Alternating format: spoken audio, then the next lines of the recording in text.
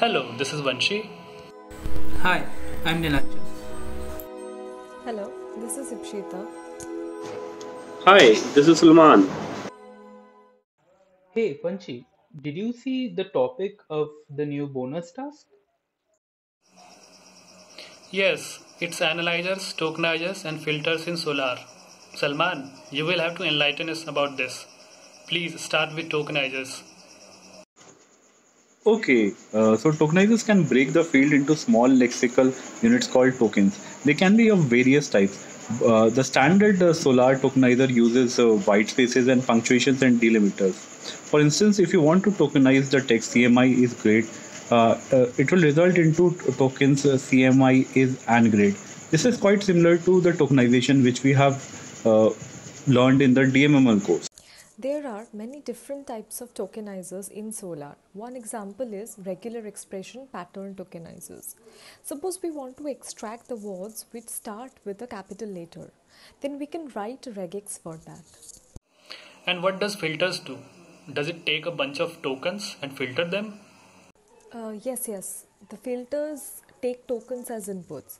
These are called the input streams. Usually, a filter looks at every token in the token stream sequentially and decides whether to pass it along, replace it, or discard it. So basically, output of tokenizers is input for filters and vice versa. Yeah, and they can be combined to form a pipeline. The sequence of tokenizers and filters are called analyzers. The resulting output of an analyzer can be used to build indices or match query results. Also, filters can be used to narrow down the match and increase precision. Suppose our query to the retrieval system is cat, and we are interested in retrieving those documents which are related to the animal cat. But in our case, we might end up getting documents which also contains the acronym CAT. In this case, we can use a standard Solar tokenizer, which can break the text into tokens and strip the query of the full stops. Yes, another example is suppose the query is cat and we want the results only for cat the animal and not for the exam cat. Then we can filter all the other results.